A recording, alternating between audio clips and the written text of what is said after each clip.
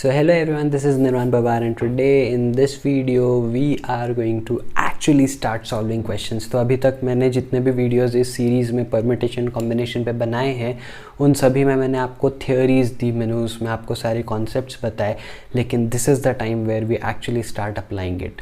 So sit back and watch the video till end to see how we actually apply whatever we have already studied.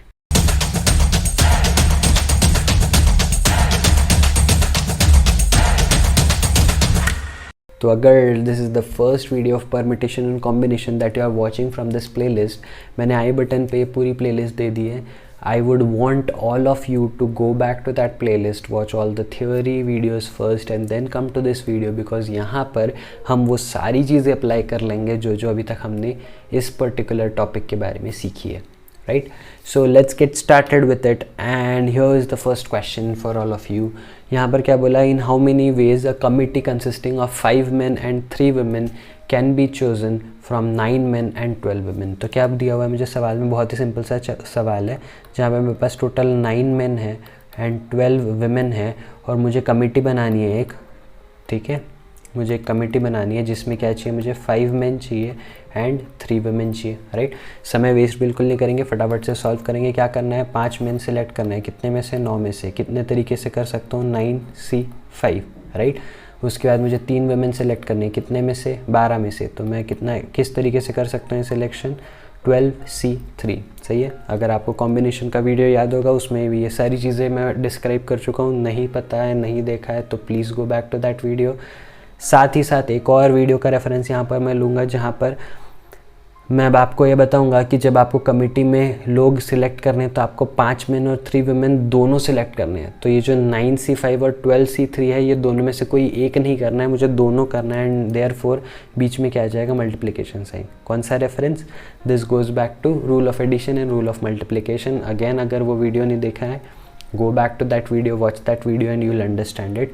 तो सीधा सीधा सवाल है, 9C5 into 12C3 हो जाएगा. 9C5 को डायरेक्टली सॉल्व करने के लिए मैंने आपको बताया था 9C5 again since 5 is greater than half of 9, तो मैं 9C5 को क्या लिख सकता हूँ, 9C 9 minus 5 that is 4 into 12C3. Right, कैसे लिखा सर 9C5 को 9C4?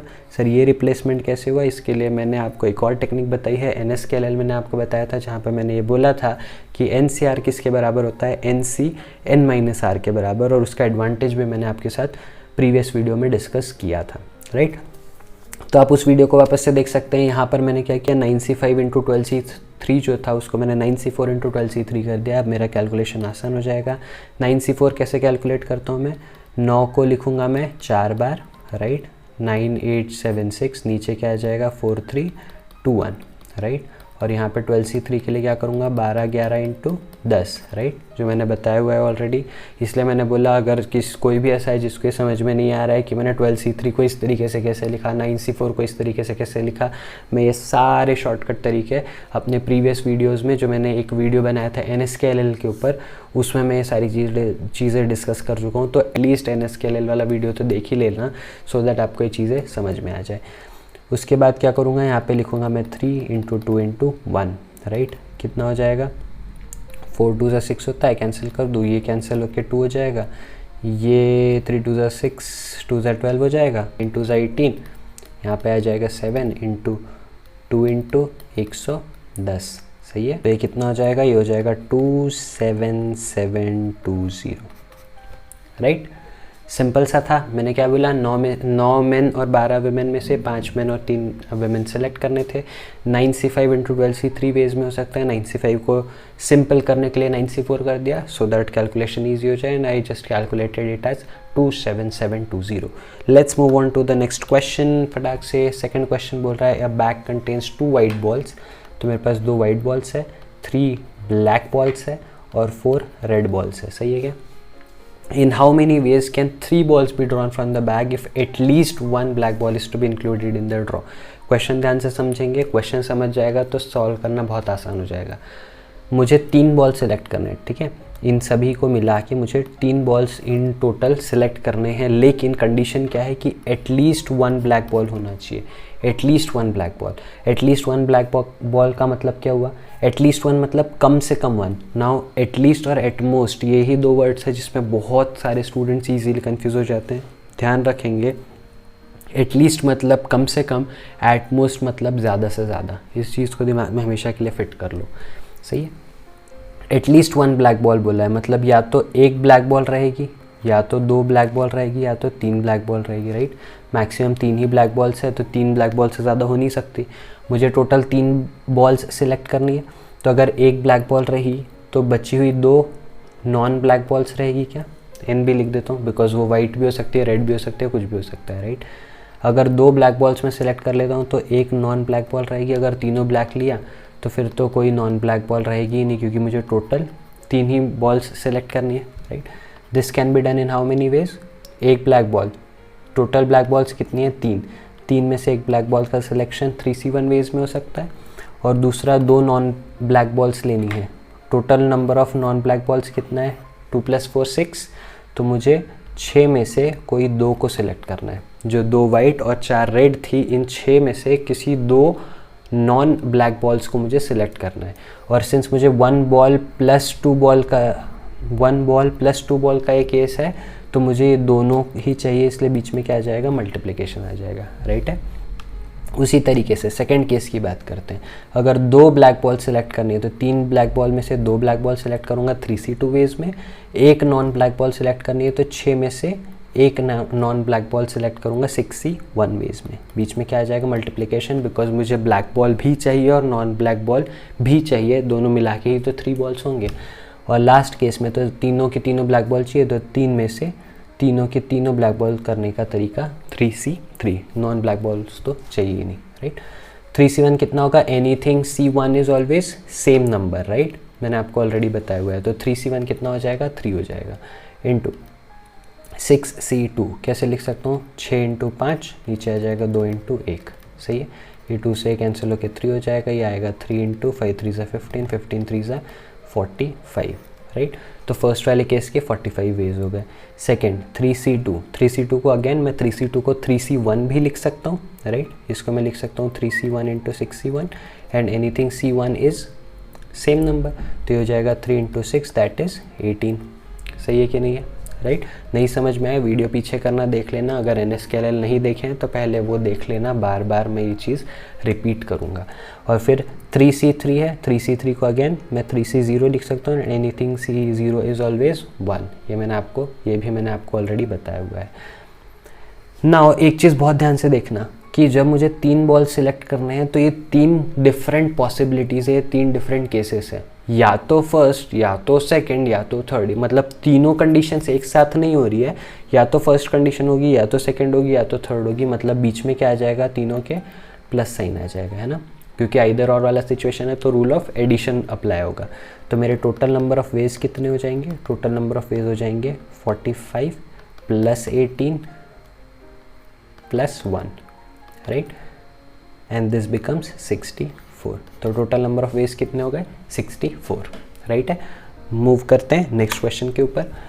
नेक्स्ट क्वेश्चन में क्या बोला है, मेरे पास 5 बुक्स है किसकी, हिस्ट्री की, 3 बुक्स है किसकी, मैथ्स की, और 2 बुक्स है किसकी, साइंस की, right. In how many ways can they be arrange such that books of same subject are always together. क्या बोला, books of same subject are always together, ये बहुत इंपॉर्टेंट चीज़ है, इसको ध्यान से देखना।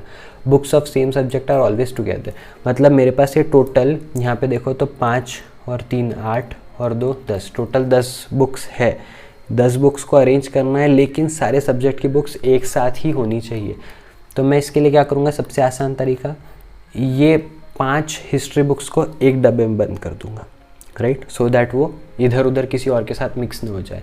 उसी तरीके से 3 मैथ्स बुक्स को भी एक बॉक्स में बंद कर दूंगा, और 2 साइंस बुक्स को एक बॉक्स में बंद कर दूंगा। Now I can arrange these 3 boxes, right, I can arrange these 3 boxes, क्योंकि उसके अंदर की बुक्स तो आपस में मिक्स नहीं होगी, राइट। तो मैं ये तीनों बॉक्सेस को अरेंज कर सकता हूँ। तो 3 चीज़ों को 3 प्लेसेस पे अरेंज करने के कितने तरीके, 3 फैक्टोरियल तरीके, राइट। लास्ट वीडियो में ही मैंने बताया था n चीज़ों को n प्लेसेस पे अरेंज करने के तरीके n फैक्टोरियल, 3 चीज़ों को 3 प्लेसेस पे अरेंज करने के तरीके कितने हो गए, 3 फैक्टोरियल हो गए। 3 फैक्टोरियल कितना होता है, 6 होता है, राइट है क्या। बट ध्यान से देखना, यहाँ पर सिर्फ यहाँ सवाल ख़त्म नहीं होता, वो इसीलिए क्योंकि मैंने हिस्ट्री का तो एक डब्बा बना दिया, लेकिन उसके अंदर जो 5 बुक्स है, क्या वो 5 बुक्स आपस में अरेंज नहीं हो सकती? हो सकते हैं, बिल्कुल हो सकती है। तो इस डब्बे के अंदर मैं तो सिर्फ इंटरमिक्सिंग अलाउड नहीं है ना, पर उस डब्बे के अंदर तो मैं उनका अरेंजमेंट चेंज कर सकता हूँ, राइट। तो 5 हिस्ट्री बुक्स को अंदर ही अंदर कितने तरीके से अरेंज कर सकता हूँ, अगेन 5 फैक्टोरियल वेज, क्योंकि 5 बुक्स 5 प्लेसेस, राइट। उसी तरीके से 3 maths books again 3 factorial veg में अरेंज हो सकती है, और 2 साइंस बुक्स 2 फैक्टोरियल वेज में अरेंज हो सकती है। 5 फैक्टोरियल कितना हो जाएगा, 120 हो जाएगा क्या, राइट। 5 4 ज़ा 20, 20 इंटू 360, 60 इंटू 2 120, 120 इंटू 1 120। 3 फैक्टोरियल कितना हो जाएगा, 6 हो जाएगा, और 2 फैक्टोरियल कितना हो जाएगा, 2 हो जाएगा, सही है। तो मुझे क्या करना है, मुझे हिस्ट्री बुक्स को भी अरेंज करना है, मुझे मैथ्स बुक्स को भी अरेंज करना है, मुझे साइंस को भी अरेंज करना है, और इनके जो तीनों डब्बे हैं उनको भी अरेंज करना है। तो मेरे जो टोटल नंबर ऑफ वेज हो जाएंगे वो कितने हो जाएंगे, 120 इंटू 6 इंटू 2 इंटू 6। बात समझ में आई। और इसका आंसर कितना हो जाएगा, इसका आंसर हो जाएगा 8640। आई होप ये चीज़ क्लियर हो गई होगी, है ना। क्या किया मैंने, जहाँ पे भी आज से ये चीज़ हमेशा याद रख लेना, परमिटेशन एंड कॉम्बिनेशन के किसी भी क्वेश्चन में अगर आपको किसी भी 2 या 3 चीज़ों को साथ में रखना है तो आप उनको एक डब्बे में बंद कर दोगे, या तो आप उनको एक धागे से बांध दोगे, या आप उनको एक डब्बे में बंद कर दोगे, एंड फिर आप उन सारी चीज़ों का अरेंजमेंट करोगे। साथ ही साथ उस डब्बे के अंदर और पॉसिबल अरेंजमेंट्स है क्या, वो भी आप चेक करोगे, क्योंकि आप डब्बे के अंदर उनका अरेंजमेंट चेंज कर सकते हो। Got it. Let's move on to the next question.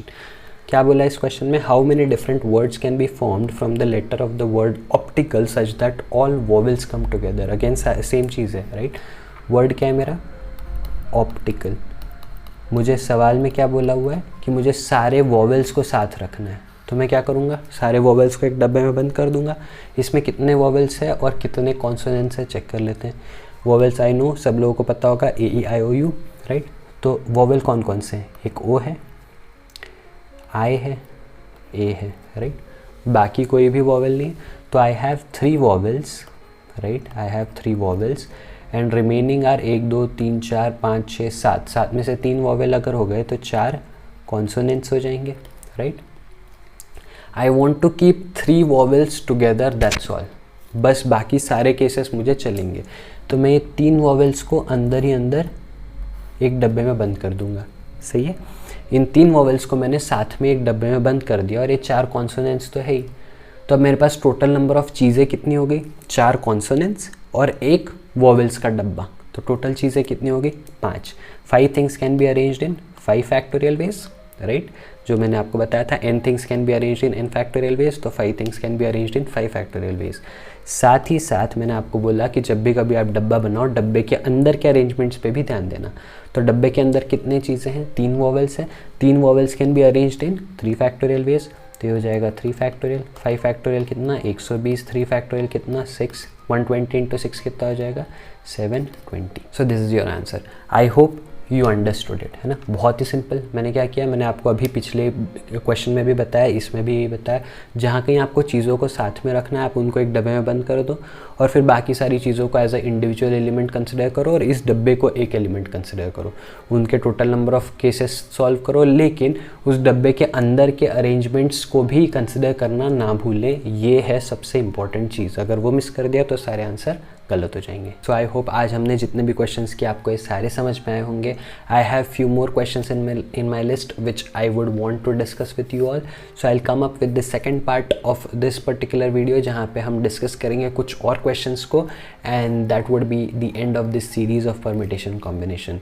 So stay tuned by that time, keep practising, keep learning, be happy, be safe, take care, see you, bye.